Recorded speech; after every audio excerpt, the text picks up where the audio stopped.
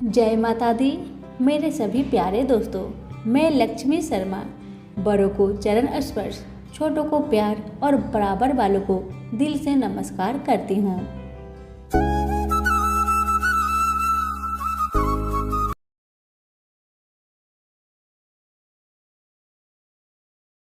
आज बुधवार के दिन मैं आप सभी को सुनाऊंगी गणेश भगवान की 5 कथा। प्रेम से बोलिए गणेश भगवान की जय। आइए आप सुनते हैं पहली कथा। एक समय की बात है। एक बार भगवान गणेश एक बालक का रूप धारण करके पृथ्वी पर आते हैं और भक्तों की परीक्षा लेने की बात मन में सोचते हैं कि कैसे भक्तों की परीक्षा ली जाए। बहुत सोच विचार करने के बाद भगवान बालक रूपी बच्चे का भेष में एक चुटकी चावल और एक चम्मच दूध लेकर लोगों के घर घर घूमने लगे और कहने लगे, कोई मेरे लिए खीर बना दो, कोई मेरे लिए खीर बना दो। जब गांव के लोग उस बालक के हाथ में एक चुटकी चावल और एक चम्मच दूध देखते तो उन पे हंसने लगते कि कैसे एक चुटकी चावल और एक चम्मच दूध से खीर बन पाएगी। बस यही सोचकर गांव वाले हंसते उनकी बातों पर। बहुत भटकने के बाद भी किसी ने खीर नहीं बनाई। आखिर एक गांव में एक बूढ़ी माई रहती थी। उनको उस बालक पर दया आ जाती है और वही बूढ़ी माई बालक से कहती है, बेटा ओ बेटा लाओ, मैं तुम्हारे लिए खीर बना देती हूँ। तब भगवान रूपी बालक कहने लगे, माई तुम अपने घर से बर्तन लेकर आओ, मैं अपना हाथ में चावल और दूध लेकर आया हूँ, तुम इसी से खीर बना कर दो तो अभी मैं खाऊंगा। बालक की बातें सुन बूढ़ी माई घर के अंदर से एक छोटी सी कटोरी लेकर बाहर आती है।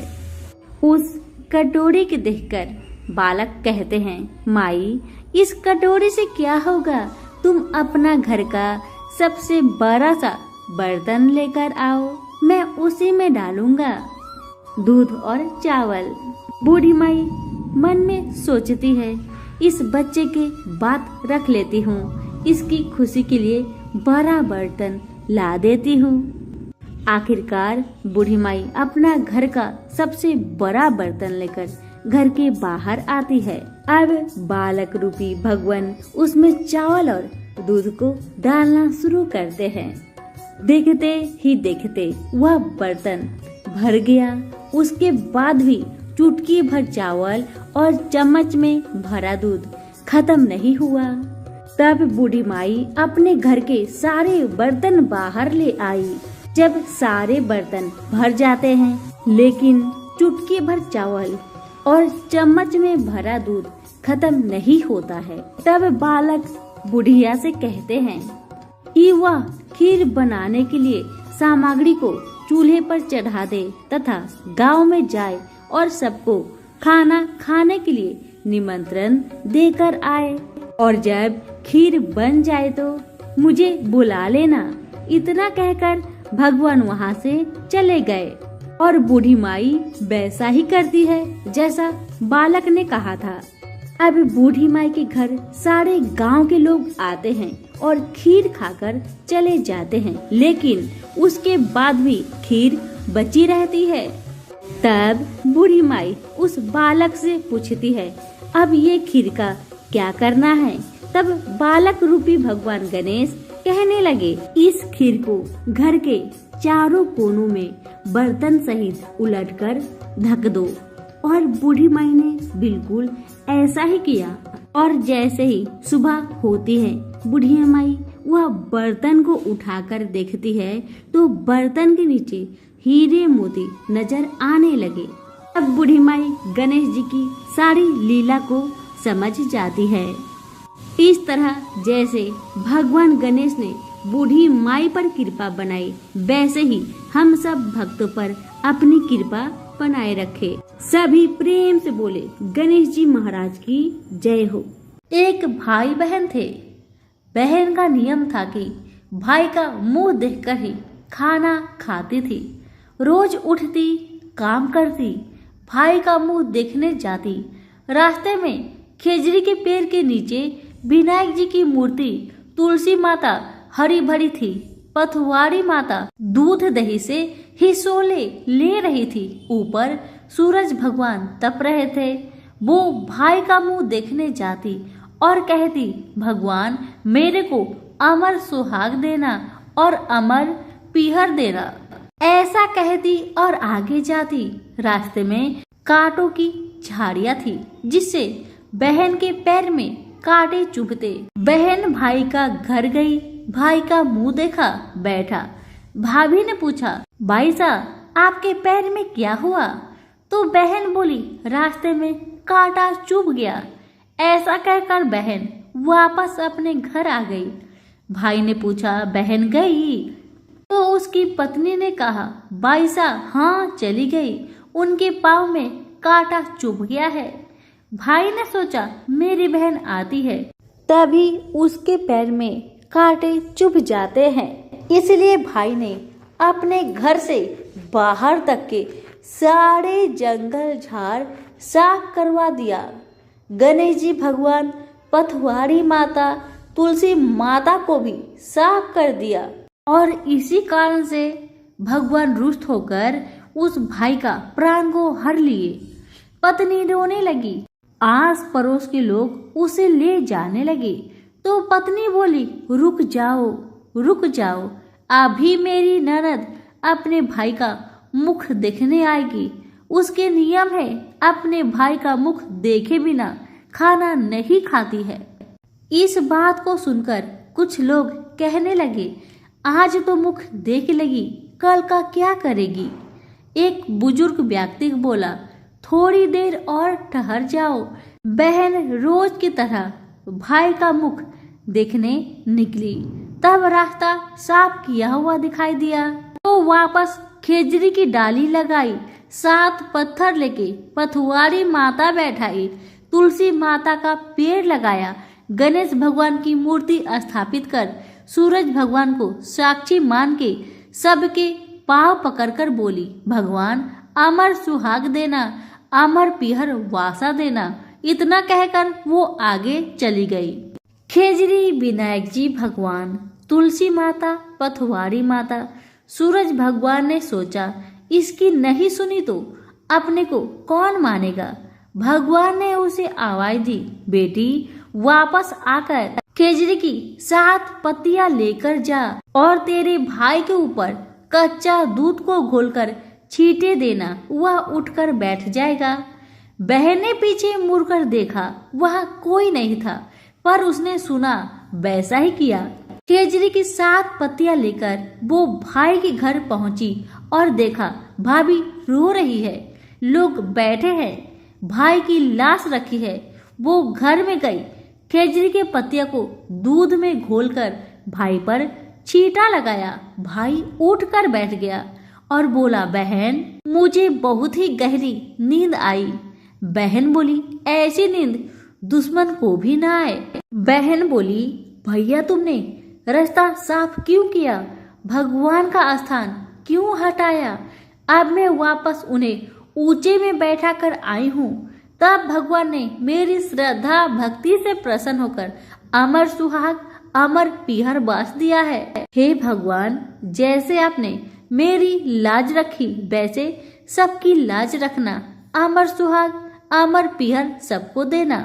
सभी प्रेम से बोले, विनायक जी की, पथवारी माता की, तुलसी माता की, खेजड़ी की, सूरज भगवान की जय हो।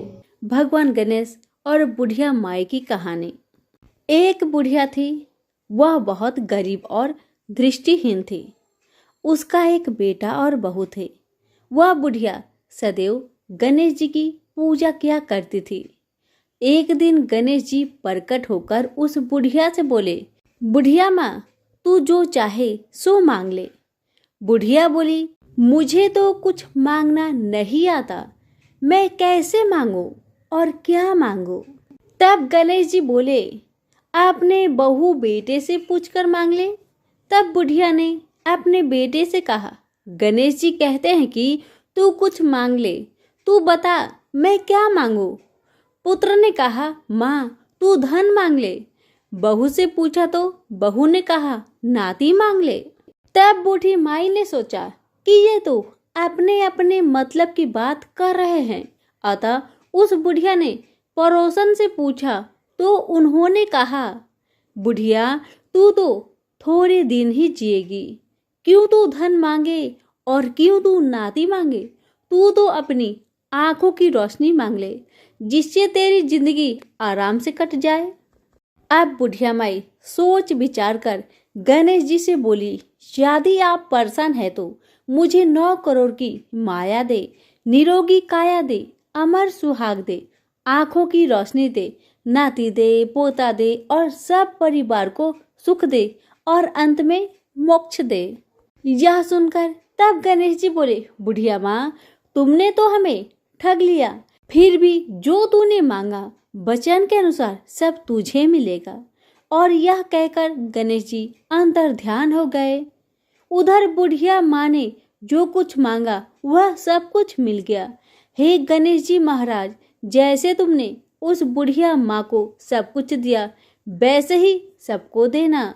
तो सभी प्रेम से बोलिए, गणेश भगवान की जय हो। गणेश जी और बुढ़िया माई की कहानी बहुत पुरानी बात है। एक गांव में एक बुढ़िया रहती थी।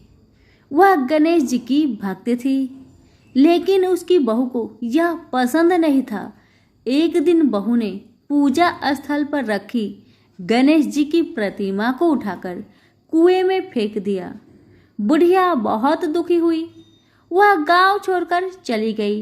रास्ते में जो भी उसे मिलता तो वह बूढ़ी माई हर किसी से एक ही बात कहा करती, कृपा करके मेरे लिए कोई एक गणेश जी की मूर्ति बना दो।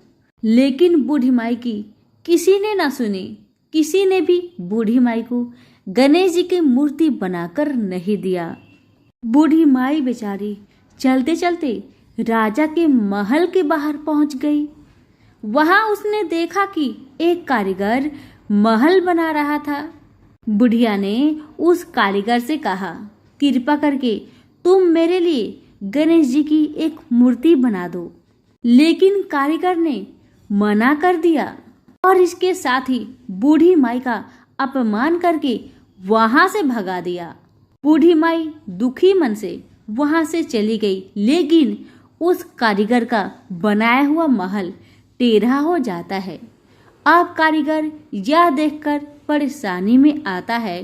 कारीगर महल टेढ़ा होने का वजह समझ नहीं पाता। वह राजा के पास जाता है और कहता है कि महाराज, एक बुढ़िया के जाने के बाद ही मेरा बनाया हुआ महल हर बार टेढ़ा हो जा रहा है। इसका कारण मुझे समझ नहीं आ रहा। राजा भी गणेश जी का भक्त था। उसने करिंदों से बुढ़िया को महल में बुलवाया और कहता है कि मैं तुम्हारे लिए गणेश जी का मंदिर बनाऊंगा। राजा ने गणेश जी का मंदिर बनवा दिया और तभी उसका महल सीधा हो गया। इस तरह जैसे भगवान गणेश ने राजा और बुढ़िया पर अपनी कृपा बनाई, वैसे ही सब भक्तों पर कृपा बनाए रखे। सभी प्रेम से बोले, गणेश जी महाराज की जय हो। एक बार की बात है, सभी देवता किसी बात को लेकर बहुत ही मुश्किल में थे। सभी देवगण शिव जी के शरण में पहुंचे। वहां गणेश और कार्तिकेय भी बैठे थे। शिव जी ने दोनों से पूछा कि तुम दोनों में से देवताओं की मदद कौन करेगा। दोनों तैयार हो गए। शिव जी चाहते थे कि दोनों में से कोई एक देवताओं की मदद के लिए जाए, इसलिए उन्होंने एक प्रतियोगिता रखी। इसके अनुसार दोनों भाइयों में से जो भी सबसे पहले तीनों लोकों की परिक्रमा करके लौटेगा, वही देवताओं की मुश्किलों में मदद करेगा। शिव जी की बात सुनकर कार्तिकेय अपनी सवारी मोर पर बैठकर तीनों लोक की परिक्रमा करने निकल जाते हैं, परंतु गणेश जी वही अपनी जगह पर खड़े रहे और सोचने लगे कि वह मूषक पर बैठकर कैसे तीनों लोक का चक्कर लगाएंगे। उनके मन में एक उपाय आया। वे अपने शिवजी और माता पार्वती के पास गए और उनकी 7 बार परिक्रमा करके वापस अपनी जगह पर आकर खड़े हो गए। कुछ समय बाद कार्तिकेय पृथ्वी का पूरा चक्कर लगाकर वापस पहुंचे और स्वयं को विजेता कहने लगे। तभी शिवजी ने गणेश जी की ओर देखा और उनसे प्रश्न किया, क्यों गणेश, तुम तीनों लोकों की परिक्रमा करने नहीं गए? गणेश जी ने उत्तर दिया, माता पिता में ही तीनों लोक बसे हैं, इसलिए मैंने आप दोनों की ही परिक्रमा कर ली। यह सुनकर शिवजी बहुत खुश हुए और उन्होंने गणेश जी को सभी देवताओं के मुश्किलों को दूर करने की आज्ञा दी। सभी प्रेम से बोले, गणेश भगवान की जय हो। धन्यवाद।